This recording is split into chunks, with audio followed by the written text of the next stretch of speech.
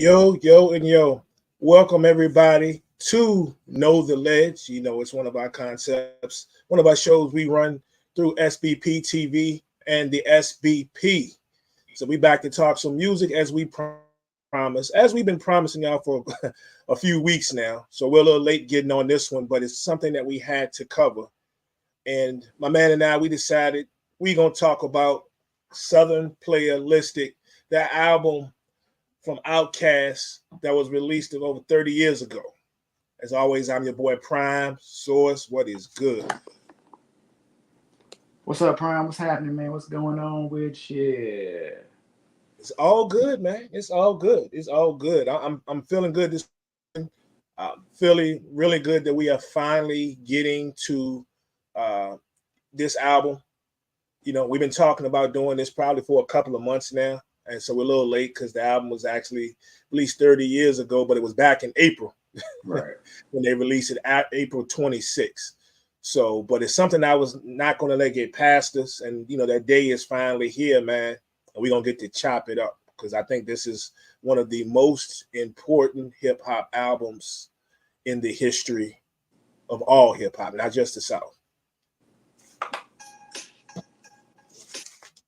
Had to. We had to.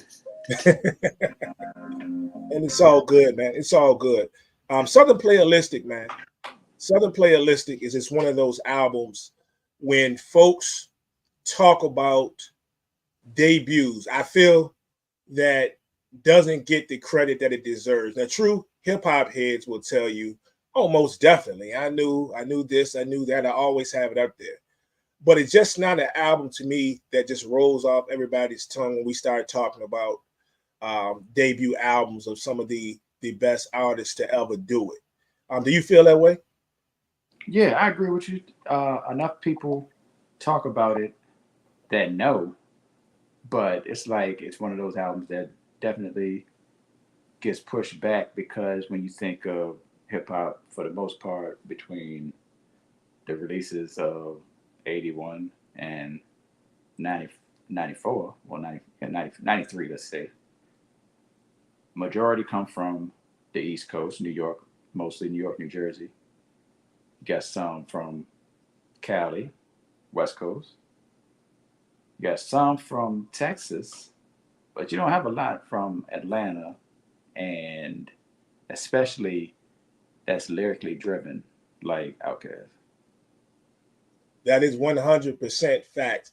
And if you think about it, they really, really put, with this album, actually put the South on the map in a big way. And I say that because while there may have been other people doing hip hop and there were other hip hop artists, this is really the album that created a buzz. Now I know Jermaine Dupri started some things out with Criss Cross and got them jumping, Mm-hmm. you know, from his label.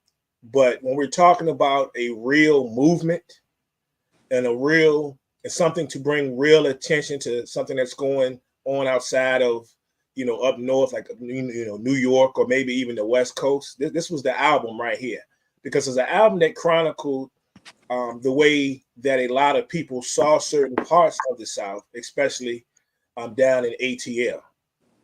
Um, so I just think this album is just so important for a lot of ways. Like I say, it was released April 26, 1994.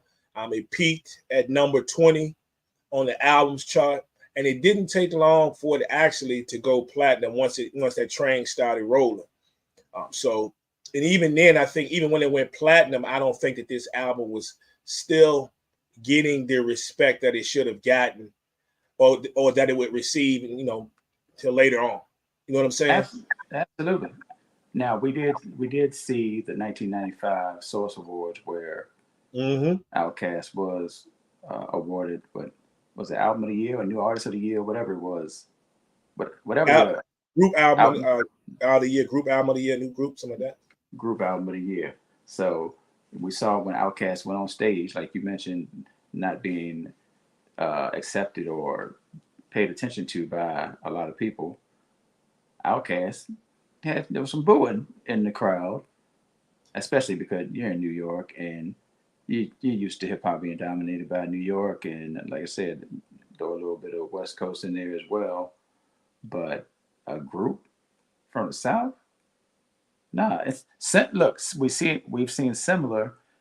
If I mean, who gives up about a got Grammy? But we've seen similar just last year with the Grammy, or just earlier this year, I should say, with the Grammys. And Killer Mike is still a that don't count, or like it's some side project or something when it comes from certain places, and that's 30 years later. That's 30 years after this album dropped. So, but yeah, and they probably didn't want it, but I'm sure they were prepared for it, as we got one of the greatest quotes in hip hop history, one of the greatest moments in hip hop history from that moment. South got something to say. Dang, I should have worn my shirt. Dang. Yeah, man, that Source Awards, not too long after this particular album, months. I was going into the next year actually, but after this album was released was crazy, because if you remember, they got booed. Yep. Because the whole thing was set up for New York. It's supposed to be, it was in New York, but it was a New York / West Coast type thing. I know Suge Knight came deep. People say he had over 100 people. Say Bad Boy came deep. Say he had close to, Diddy had close to that. They was expecting to clean up at these awards up, in New York. They said Nas came deep. Nas wanted everybody. Queensbridge up in the house. Yeah. And then here comes, Outkast coming in, and they got maybe a handful of people, just a few people, them, maybe a couple of folks from Dungeon family. You know what I'm saying? Some people they knew, but the representation wasn't quite as deep. And they won a category with who was the category with Smith and Wesson, Ill and Out Scratch, and I believe it was Bone Thugs and Harmony were the other people that were in the had a chance, that were nominated for that same award. And if you're talking about street, I guarantee you, much as I love Ill and Out Scratch, right? When you're talking about a true street group, Smith and Wesson was a true street group. And I think a lot of people just knew, being that it was in New York, Smith and Wesson about to get handed this trophy here, this plaque. And that ain't quite the way that it went down. As they got booed. But their efforts on Southernplayalistic actually led them to actually receiving that award. Yeah. A dope album. And we're gonna get into it. It's not even dope. Dope is an understatement when talking about Southernplayalistic. So my bad. Yeah, yes. I think that was the second annual Source Awards, if I believe, too. I think that was the second one. I think the first one was in 94, so that would have been the second one. Right. I think it was the second one, but it was the first one that was shown anywhere, even though it was after it happened. But I think it was the first one that was shown on TV on TV at some point. So like we always do you remember the first time being exposed to this record? I don't know if it was the first time, but I remember yes. I was with Derek Jones. Shout out to DJ from Huguenot. I was with Derek Jones, riding around doing whatever. And I remember we were listening to that joint, because I like clearly remember walking into his house, and his mom was there, Miss Mildred, and just knowing that Outkast was dope. At that moment, it was, I don't know why it was that moment, but we had been listening to it, and I remember walking into the house and I could see myself in their living room and thinking about Outkast. Like these dudes, like I didn't realize they was like this. Yeah, definitely. I think the first time I was really exposed to the album, it was just in that time period where I was just buying up music, just like every other hip hop head. And sometimes you go to a record store and you're like, what I'm going to buy today? It might be one particular thing you're looking for. It might not be anything in particular you're looking for. You want to see what's out there. And this is another one of those stories, like so many of the others that you and I have talked about before and will talk about on future shows, that you walk into a record store and they got the music from a particular album blasting through the speakers while you're in there. Oh, yeah. So I remember walking in, and I don't remember if I was going to buy anything specific, but I do remember walking in and Players Ball was playing, right? And it was so dope that I remember when it went off, the owner of the record store played it again. Just as soon as it went off, he played again while we're searching for music. And I bought what I bought. I didn't pick it up initially, but when I got to the counter, you know how they have like the music at the counter. Right. And it was like, I said, yo, who is this? What up? He said, yeah, this Outkast, blah, blah, blah, blah, blah, blah. He points down right there at the music at the counter. And I'm like, cool. Throw that in there too. And just kept it moving. You know what I'm saying? So, and I remember playing it. The first time I played it's another one of those albums, instantly I was hooked because it was different. You know, it was quite different. And then I remember him mentioning, he said, yeah, you know, from the South, you know, we were in the record store, he had, you know, ATL, whatever, Outkast, blah, blah, blah. And I'm like, huh. And I turned the record on in the car. I'm in the passenger seat, and I was with my mans. Again, my man Corey. And I don't know if he was riding to go pick up my man Gooch or not, but I know I was with Corey. Me, Corey and I stayed in the record store. Shout out to all y'all cats out in Marana. Y'all sound ain't better than Chesterfield. But anyway, and I remember the lyrics. I'm like, hold on, cats from down there spitting like this? Hold on. And I continued to listen, and they instantly had my respect with this record because I'm hearing lyricism. You know, it won't just the music that I was listening to inside the record store. I said, these dudes is spitting, bro. Okay. And yeah, I was hooked right there. You know, I was hooked right there. I can't go any further. I can't go any further with this shirt on, man. Go ahead, talk to the people. I'll be right back. This is disrespectful. Right. I'll be right back. No doubt. So while my man gets himself situated, I just want to say, you know, Southernplayalistic, when you get an album that instantly catches you, the second you turn it on and there's next to no skippable tracks, that's when you know you got fire. And that's how I felt the very first time we inserted this in the deck in the car. Because like I was just saying, I'd never heard anyone from the South show this type of lyricism. And that was so catchy, man. That was just so catchy. That grabbed me right away. You know, from when it comes, you know, out of the gates, you know, you heard Players Ball before, which was nice. But when you started hearing some of these other songs in which Source and I, you know, get into, you know, my intro, Ain't No Thing, you know, these guys are actually out here spitting. I'm like, you sure these dudes from Atlanta? And I know that Big Boy doesn't get the respect. I feel he doesn't get the respect that he deserves lyrically. We know that Dre is that guy. Dre has been hailed in some people's as like the GOAT. But the fire and the energy that I was getting from Big Boy was crazy. I saw something on somebody else's show. I might have watched it maybe months ago, a year ago, and the gentleman said, first time, it didn't take him until we look at, you know, the entire career of Outkast to figure this out. He said he figured this out, and he came to this conclusion listening to Southernplayalistic. If these guys were never a group, if they were never a group, and they both came out and put out individual albums, this was his thoughts after listening to Southernplayalistic.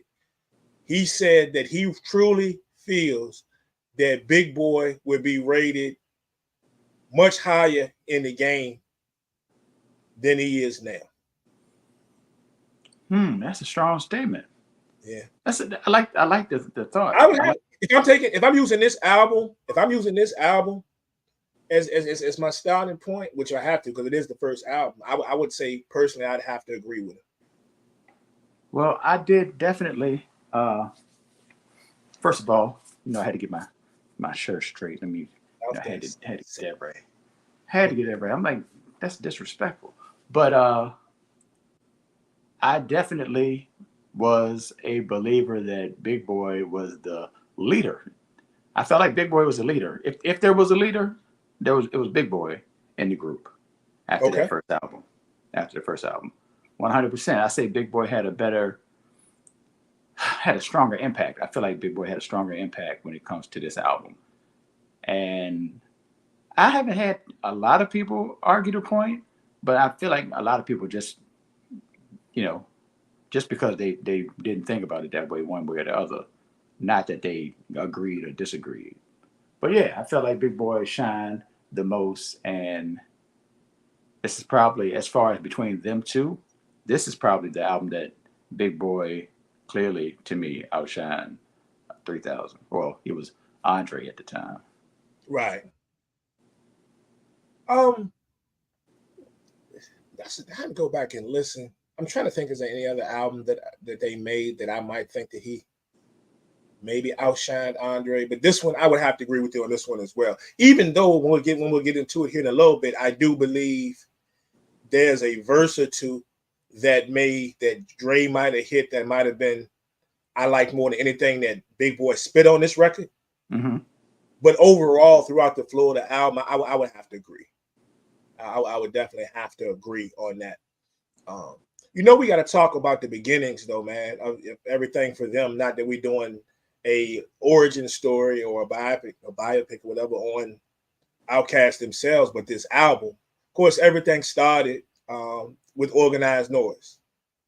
Right? Organized Noise kind of found these guys, and then your boy Ray Murray, which is the lesser known of the three of the original, which is considered Organized Noise. People throw people in there when they start thinking about the entire Dungeon family, but we know it's Sleepy Brown, Ray Murray, and of course, rest in peace to the great Rico Wade, one of the most respected people, producers ever in the game, and definitely in the South. Like he is just something different in the South to be able to go down there and talk to anybody. But Ray Murray is the least known of the two because he talks the least. He just kind of sits there. He would let Rico take the lead, and then Sleepy might say something, and then Ray might insert a few things here and there. You listen to him talk, he's a musical genius. But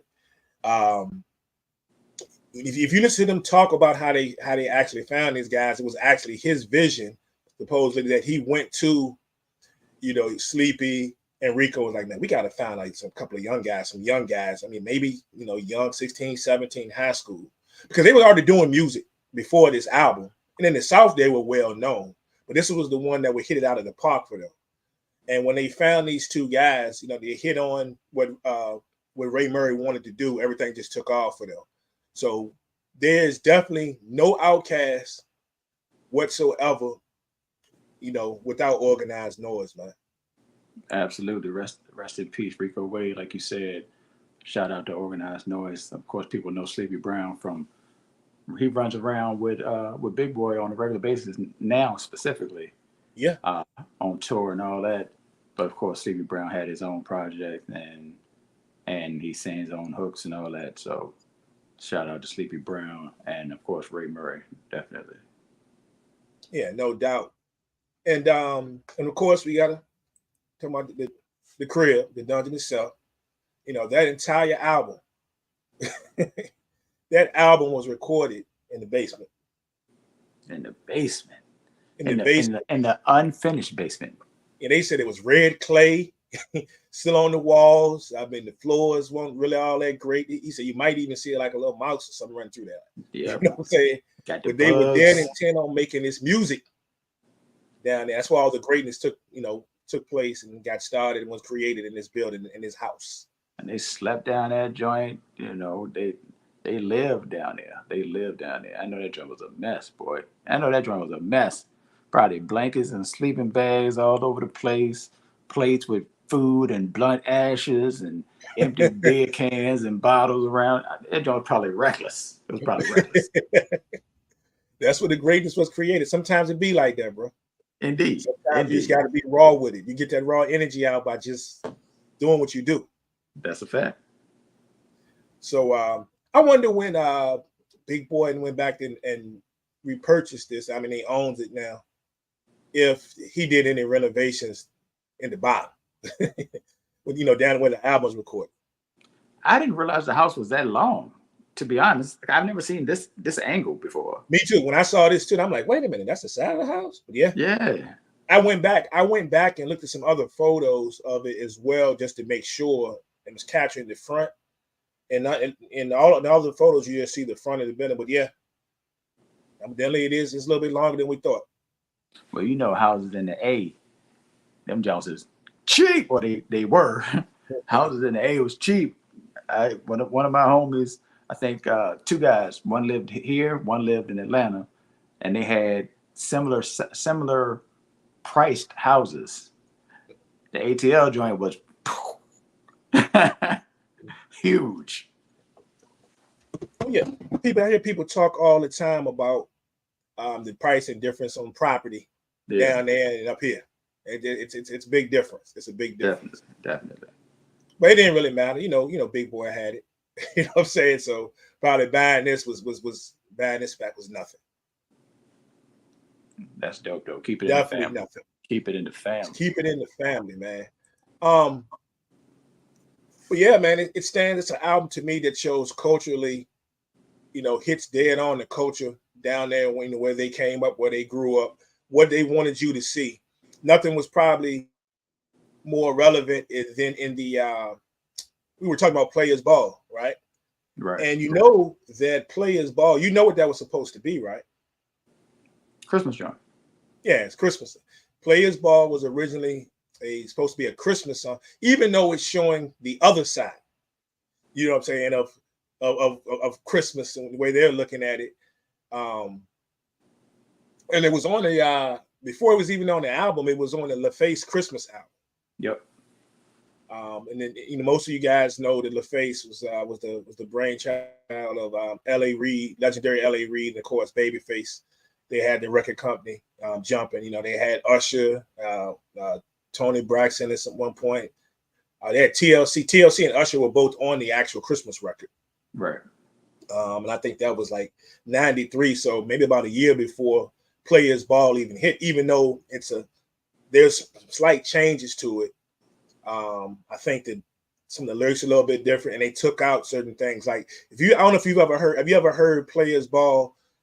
Depending on what you listen to, there's one with some little bells in it. Sleigh bells, yeah. You got sleigh bells on it. Yeah. They say, and then I've heard the version without the bells. Goes like, wait a minute, well, we're gonna put this on here. It's supposed to be a Christmas record, but it ain't got to be a Christmas record, And they take the sleigh bells out of it.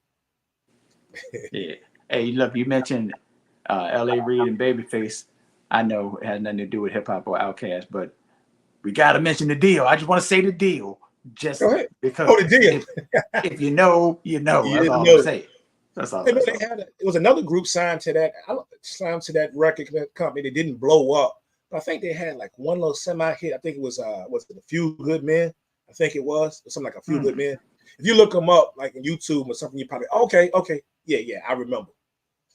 So they had a lot of stuff brewing back then, and like I say, but Players Ball, of course, was on the LaFace Christmas album, and then then of course it hit the records later on.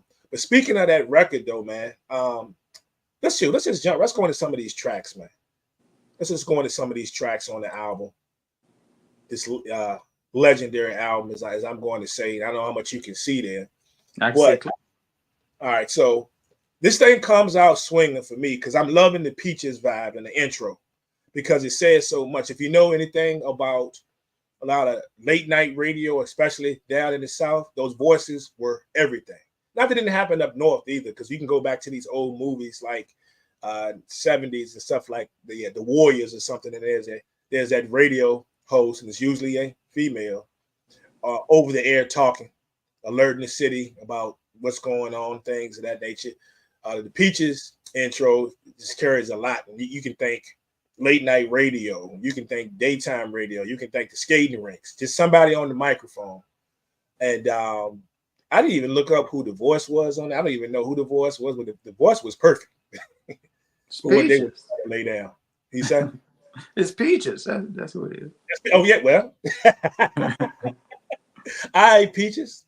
Salute. Maybe that's who it is. But I think it comes out swinging there, and then with that type of vibe they want to lay, and then of course my intro was what I was referring to initially when I was talking about these dudes can spit, bro. This is Right. crazy.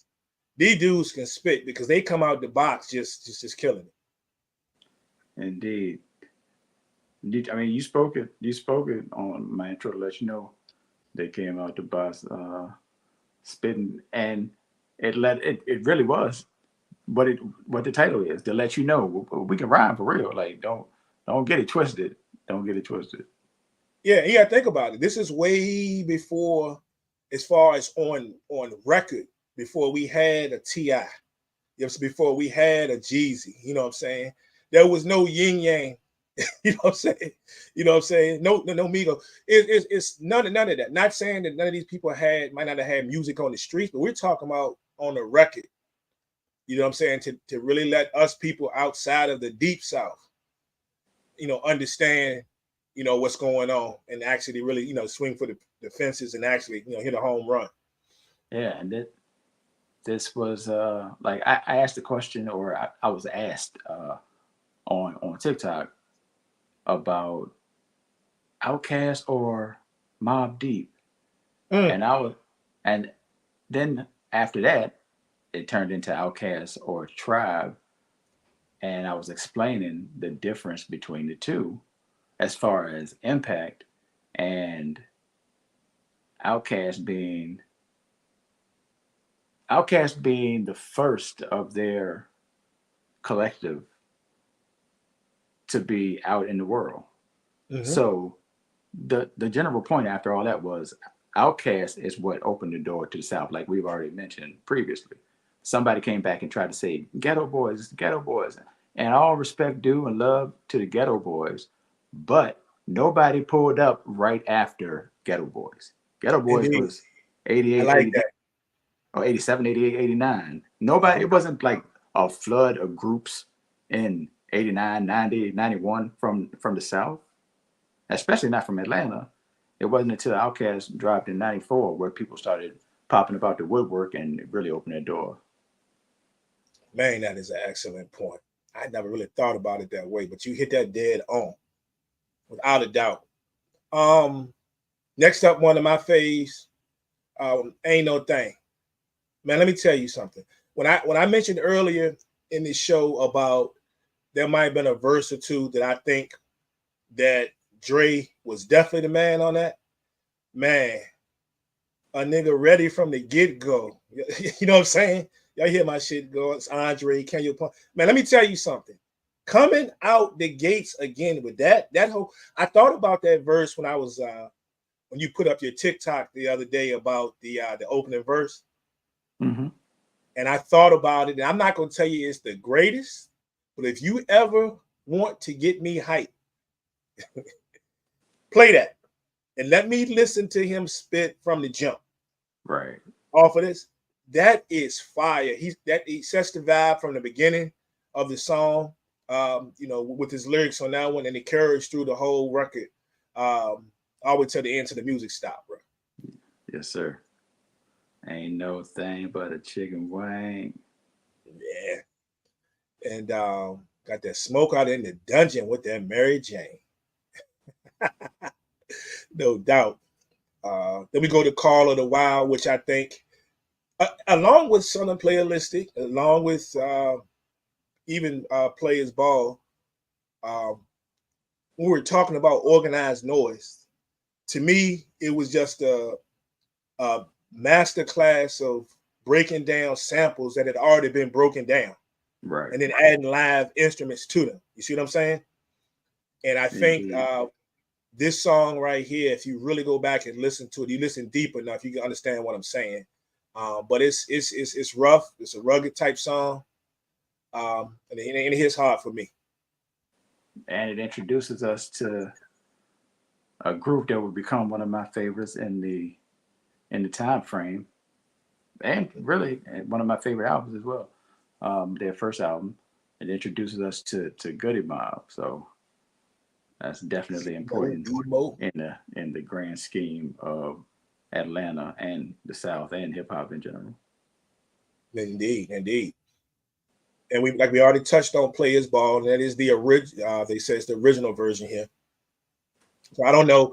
I don't know if they ever made there's any copies out there that has an alternate version of it or not. Other than I know this ends with a reprise, but I would just be curious because we talk about albums all the time that'll have a different version of a song later on or at some point when they produce it or reproduce it. And then we see albums all the time that have songs added that were not on the original album. Yep. You know, it's like something else we'll get to at some point that we have to, like Criminal Minded by Boogie Down Productions.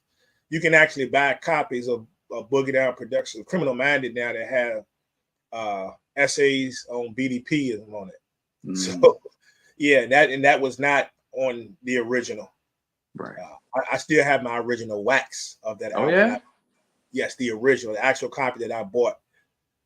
Hey, that's a post right there, bro. You need to throw that up there. Like, I need to go to the old spot and gather all myself. I got a ton of all that stuff, man. Gotcha. Yeah, trust it, bro. Yo Bum Rush to Show. I have the originals that I bought back then. Back when you can buy records for $7 to $8. That's dope. Wax. So then we got Claiming True. That's kind of, it's got I don't know if to call it a melody, but it's catchy. It's definitely a song that's catchy. And if you really think about, you listen to the words, especially with Dre on this one, some stuff can hit deep. It's got a lot of stuff in this song that hits deep. A lot of people might have gone through. So I think that song probably resonates with a lot of people. Right. Because you got the Club Donkey interlude. And,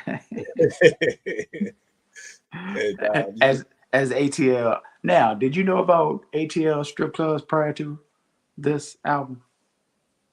Did I know about them? Like, did you know? I'm trying to remember the legend of them, I guess. Well, let's just say before this album, I can honestly tell you I had never been to one. Okay. In ATL. Well, have I been there? That's another story. Anyway, I didn't get to that today, but fair.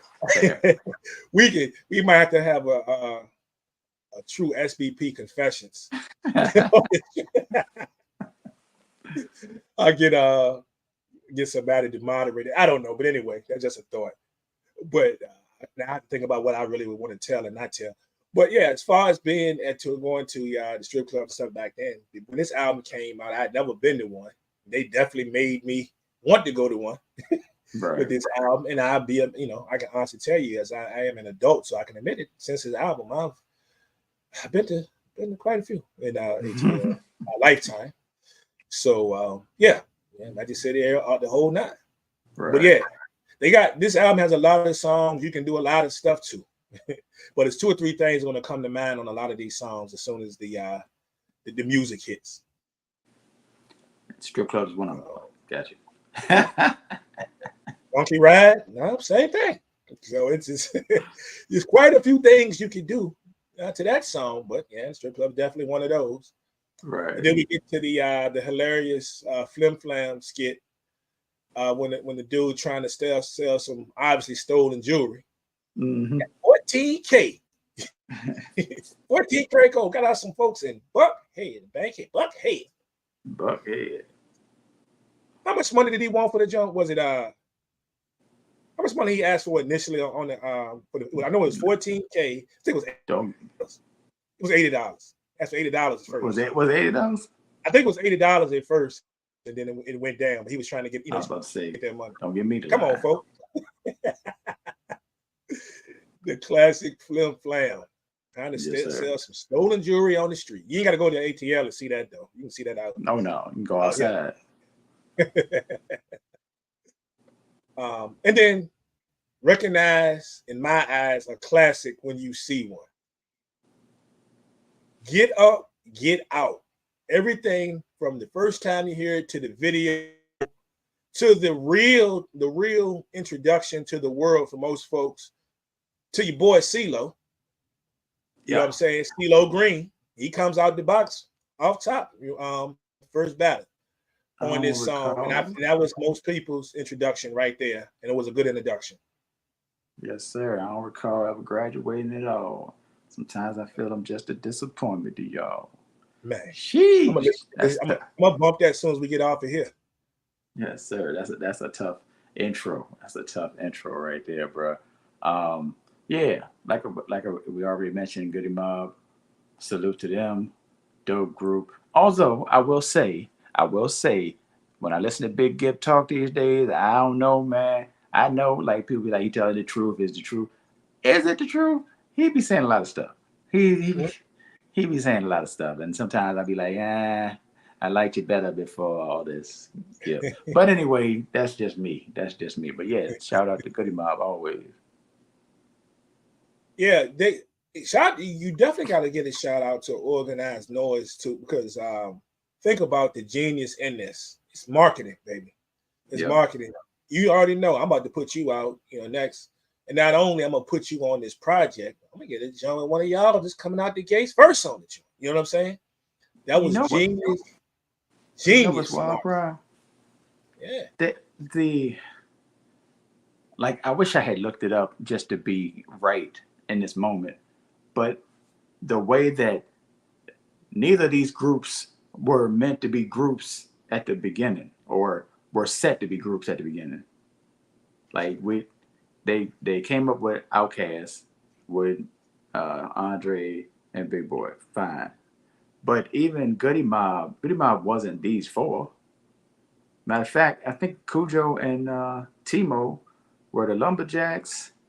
I think Gip was in a different group, or somebody, like, I think CeeLo might have been in Goody Mob. I mean, in Outkast. It's a mixture of the people. But the way these groups are set now, or have been shown to us from '94 until, that's not how these groups started out. Yeah, the whole thing was brilliant. If you think about it, bro, like you think about even way before then, we go back into the 80s and then even the earlier 90s, when people wanted to get folks out there. Like we were used to watching Rap City or watching Yo MTV Raps, and there's a rapper that we know because they've already had a couple of hit songs or an album. They bring somebody like Queen Latifah brings in Only Love. Right. We saw Third Base, Seb Love, eventually, MF Doom. Yeah. And the list goes on and on. We saw a lot of groups come out and use their influence to get other people on, or people that were signed to their label and their crew to get them on. They went at this from a producer perspective, huh? Main Source bringing Nas out.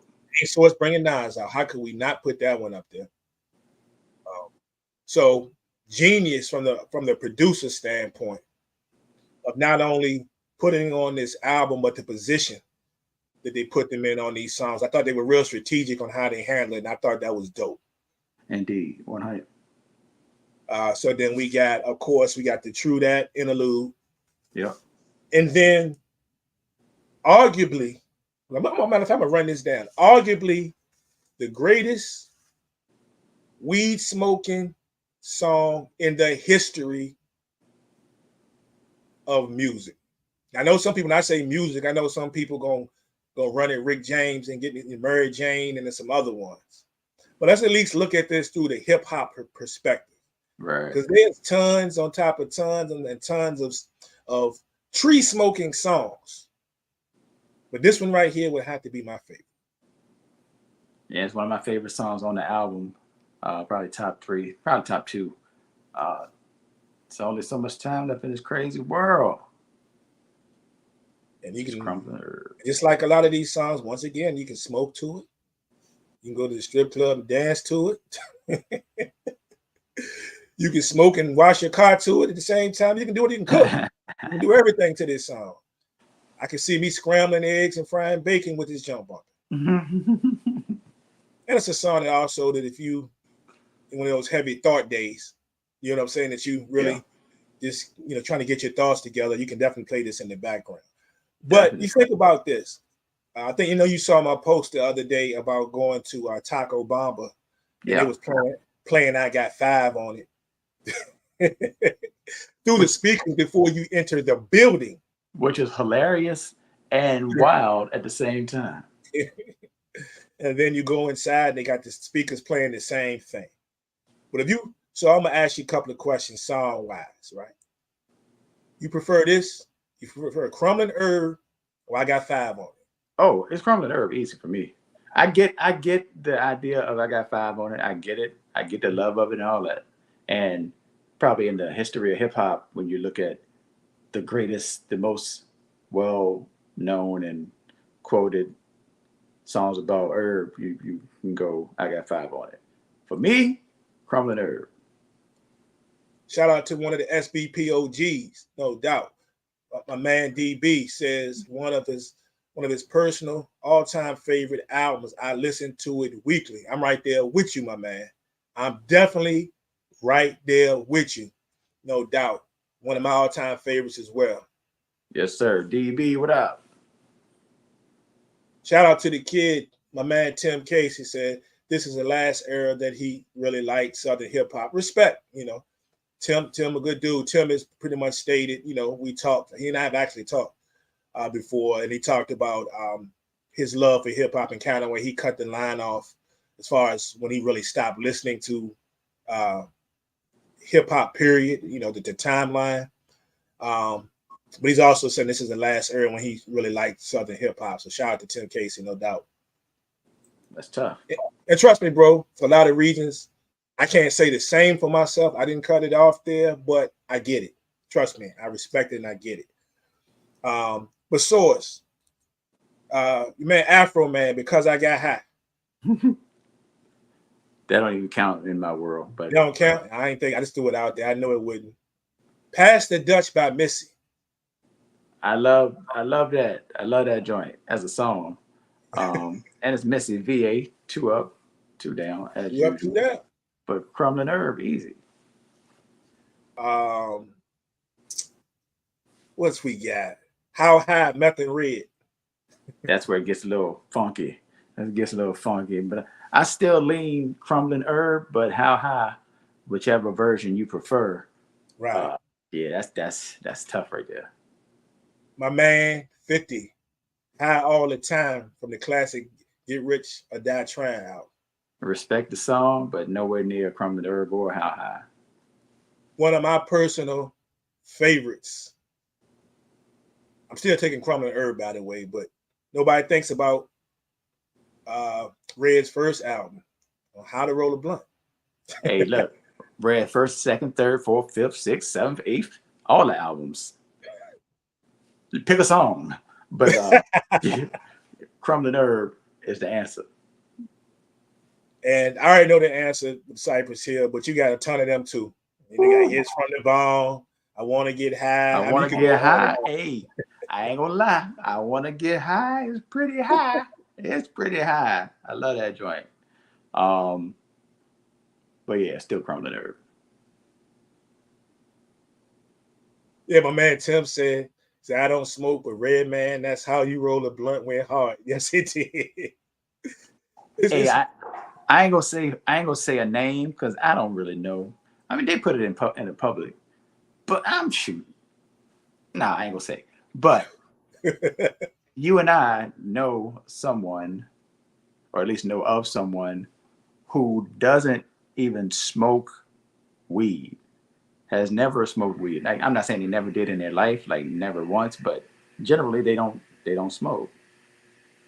But they were with Redman, and that's a bucket list. So they was like, "Hey, I gotta smoke with Redman. Hey, I got to." So they smoked with Redman. I was like, "You made the right decision.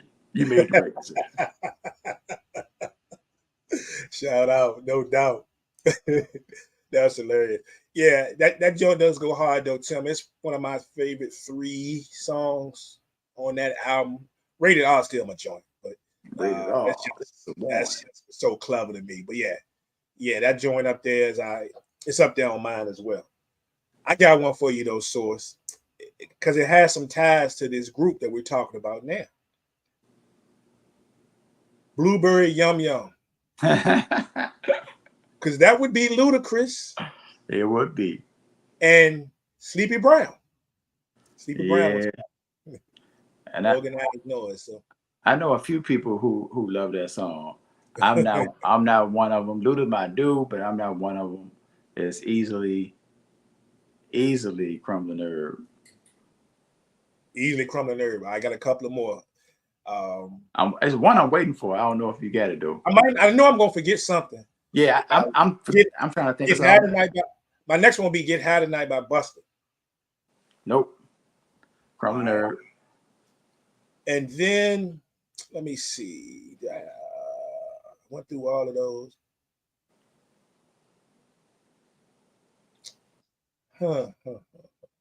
Who you got? I just got Styles P. Oh, that's it. I can't. Hey, that joint. The production is crazy on that. Yeah, that's just in my brain for whatever reason, but it's still Crumbling Herb. So out of those songs, it's for me personally, it's Crumbling Herb, How High I Want to Get High. That's the three. Yeah. Crumbling Herb is one of the greatest. I do want to shout out though a lesser known song. Mr. Grimm, Endo Smoke on the Poetic Justice soundtrack. Shout out to Warren G on the production. Yeah, I like that. I love that joint. I love that joint. I'll throw in Bone Thugs and Harmony, Bud Smokers Only. There you go. But as you hear unanimously from Source and myself, Crumbling Herb is at the top of our favorites. And I don't think anybody can ever argue that it's in the conversation for the greatest weed smoking song of all time. All right. Yeah. Hootie hoo. Yeah. Like always, smoked out always. Another fire joint right there. Love Hootie Hoo. And then Deep kind of gives you a glimpse into the future to me. Because some of the things that the styles musically and lyrically that they would eventually evolve into over the next, all the rest of their albums actually. Yeah. To me, it kind of starts and you get a glimpse of it right there on Deep. They always got one of them. They always keep one of them in the chamber. Like you said, yeah, probably on every album, or at least every other album. No doubt. And then, of course, it ends off with the reprise of Players Ball. Which is crazy to me. That joint is so fire to me. That's my favorite version of Players Ball. Oh, really? Yeah. Okay. But yeah, all in all, a fire record. We both agree that this is a fire album. You think there's anything else that we need to talk about before we get to rating it? Well, no, we got the whole ATL. Salute to ATL. You got the hat on for your Braves, but also for Outkast. I'm sure. Outkast, Dungeon Family, the whole crew, Organized Noise, all that. Nah. Although I will say that we've had the argument, not you and I, but the argument has popped up over the years of if Andre 3000 is in your top 5, then Big Boy has to be in your top 10. Not to be negative about the group, but based on this album, you could argue that. I don't buy that, just because you don't see the argument of Big Boy being top whatever without Andre being mentioned. You can see Andre without Big Boy. You can't see Big Boy without Andre when it comes to greatest rapper or any list like that. So right, that's tough. I totally agree. But once again, this album, man, when it came out, it's one of those albums that got hotter the longer it stayed out. And I think I do believe, even though it went platinum in a reasonable amount of time, I do believe a lot of folks still missed out on this album, right? Definitely. More and more the radio hits started to hit on the albums after that. Mm-hmm. That's when they started getting a lot more fans. Yeah. And then I don't know how many of them actually went back to grab this album. I'm sure, there's people. This is like buying comic books. You stumble upon a comic book and it catches your eye, but it's the issue 5. You might just buy it because the cover was fire or whatever. But it might be issue 20. And he's like, you know what, man, this song was fire. I need to go back and see if I can collect the previous joints to see how this thing all started or what it Mhm. sounded like. And I'm sure some people did that, but I know there's a lot of Outkast fans that were not there for this album. And a lot of them will be truly surprised if they ever listened to it or when they first went back to listen to this record. But Right. I've told you on several times, I've made no bones about it. Folks can argue all day what is their best album, and that's a crazy discussion because I see it all the time. I always will stay in line with what is my favorite album. Right. And without a doubt, this is my favorite Outkast album out of everything that they've done. And I'm a fan of Aquemini and ATLiens and all those, but this is absolutely my joint. Are you giving your rating? Well, let's see what the source gave it. You guys probably can't see that, but the source, we can see it. You can see it. So the Can't source, read it, but we can see it. Yeah. So the Source magazine, I believe, they rated this album. It was like 2 or 3 months after it was released, so it had been out for just a little bit, and they gave it 4.5. 4.5 microphones. Those of you familiar with the Source, or those of you that may not be familiar with the great Source magazine, they had a 5 mic rating scale, and they gave it 4.5. So it was half a mic away from being a perfect album to them. You already know, everybody knows that I love the album. I've already stated it. So before I give my rating, I'm gonna let you talk about yours. Oh, this is easy. It's easy because I'm on record saying that this group came out the gate from the beginning and through the majority of their catalog, similar to what people would argue about Kendrick Lamar. They had no flaws. They had no flaws. They had not necessarily perfect albums, but classics. 1, 2, 3, and 4 are classics. If you want to argue that Speak About the Love Below is a classic, it's probably based on sales. I don't call it a classic, but out the gate, first 4, all classics, all classics. So if I'm saying classic, do I want to say 5? I'm gonna say 4.5. It could be a 5, and I'm trying to think, like, if I'm saying it's a classic, does it have to be a 5? If I'm saying it's a classic, does it have to be a 5? I don't know. I'm gonna say 4.5. I'm gonna say 4.5 just to be a little bit off the perfect mark. And shout out to the Source for real for getting it right, because it's the Source. It's based in the Northeast, and they easily could have been like 3.5. It's whatever, just on some because it's the South type stuff. All right. So definitely appreciate that rating and setting the bar for these people who have come back years later, or even at that time, and been like, man, the South, they can't rap, and then they see this joint and put some respect on that name. So I'm gonna say 4.5. We can argue 5. We ain't got to argue. If somebody want to say 5, I'm good with it too. Yeah, I would look. I easily say this is my favorite album out of all the albums, and I am a huge fan. You and I have had discussions before about whether or not they became the greatest hip hop group of all time.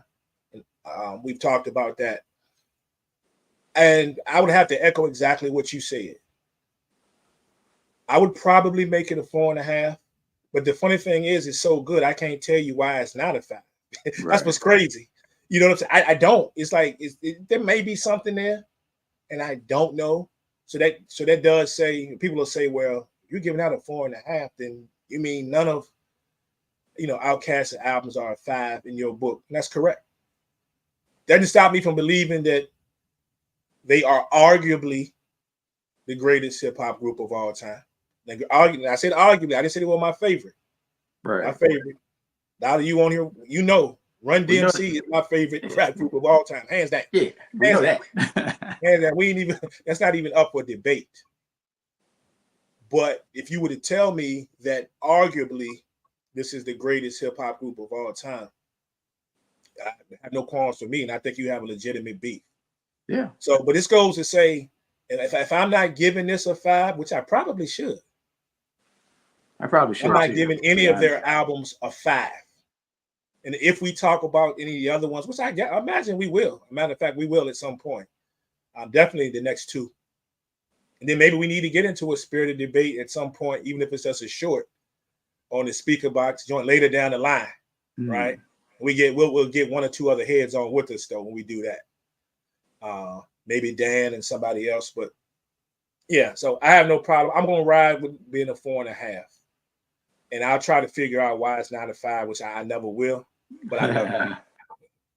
4.5 is a classic. And that's saying that with no skips, because I'm not skipping anything. So 4.5 is a classic, man. Yeah. Don't let nobody tell you different. No doubt.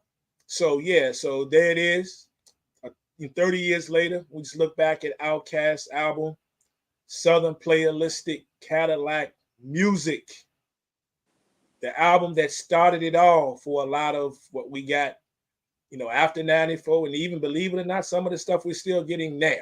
Yep. Whether you listen to the radio or not. So shout out to everybody involved in making this record. And I hope you guys enjoyed it. You guys can also go back to SBP TV on our YouTube channel. Please like and subscribe. We did Illmatic not too long ago. We would look back at the classic Nas album. Check us out there. We've got some more 94 coming. We're going to get Ready to Die in this year. And we're going to get some other stuff in, too, that might not be quite 94. And we're probably, the way this year is going to fall, we're probably going to fall into the aspect. I know you guys are used to us just doing this in the off season when there's no football. But we're going to have to slide in some stuff even during football season at this point, because there's a lot of great stuff that we need to hit, and we are definitely going to hit. Yeah. But as always, thanks for checking out Know the Ledge. We appreciate you. We'll be back soon with another one. And also look for us over on Run It Back, because we're about to hit up the classic series, not movie, but series Friday, the Ice Cube joint. So we're going to do them all in one show and just kind of mix it in. Hoping to get a guest or 2 on that. If you'd like to be a guest when we do it, hit me up. We're going to be putting up the help wanted signs and all that stuff. So if you want to come through and chop it up with us for about an hour and a half, talk about that, we'll be happy to have you. And then, of course, check us out on the SBP. We got some more basketball, some things we'll be talking about here soon as well. But as always, from my man Source over there, I'm your boy Prime, and we out of here. No doubt. And you know this, man. All the players came from far and wide. Appreciate y'all.